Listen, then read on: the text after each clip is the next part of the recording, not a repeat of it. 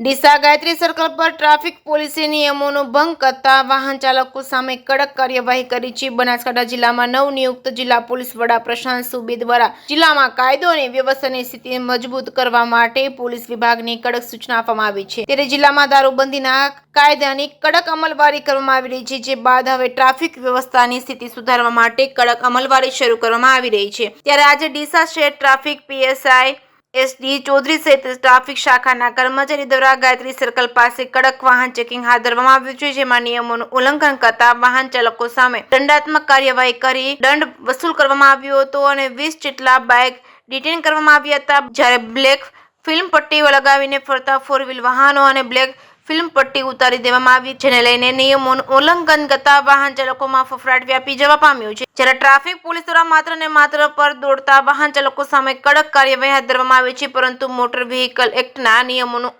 ખુલ્લેઆમ ઉલ્લંઘન કરી નેશનલ હાઈવે ઓથોરિટીના સર્વિસ રોડ પર અડિંગો જમાવી બેઠેલા વાહન ચાલકોને આશીર્વાદ અપાતા હોય તેવું જોવા મળી રહ્યું છે। મુસાફરોના જીવ જોખમમાં મૂકી મુસાફરી કરાવવા પેસેન્જર વાહન ચાલકો સામે કોઈ જ કાર્યવાહી કરવામાં આવી નથી। જિલ્લા પોલીસ વડાની કચેરી ખાતેથી સૂચનાઓ આપવામાં આવી છે, જે બાદ ટ્રાફિક પોલીસ દ્વારા ડીસા શહેરમાં નિયમોનું ઉલ્લંઘન કરતા વાહન ચાલકો સામે દંડાત્મક કાર્યવાહી કરવામાં આવે છે। રોજબરોજ ડીસા શહેરમાં ટ્રાફિક સમસ્યાને દૂર કરવા માટે રસ્તા વચ્ચે પાર્ક કરી ટ્રાફિકમાં અડચણરૂપ બનતા વાહન ચાલકો અને દુકાનદારોની બહાર માલ સામાન ગોઠવી ટ્રાફિક સમસ્યામાં વધારો કરતા વેપારીઓ સહિત રસ્તા વચ્ચે ઊભી રહેતી નાસ્તાની લારીઓ અને શાકભાજીની લારીઓ દુકાનોની બહાર મૂકવામાં આવતા બોર્ડ સહિત ખાનગી પેસેન્જર ઇકો ગાડીઓ, રિક્ષાઓ, ઓવરલોડેડ વાહનો સામે રોજબરોજ કાર્યવાહી કરવામાં આવે તો ડીસા શહેરમાં ટ્રાફિક સમસ્યાથી છુટકારો મળી શકે તેમ છે। જે કે સિંહ ગુજરાતી સાથે ભરત ઠક્કર, ડીસા।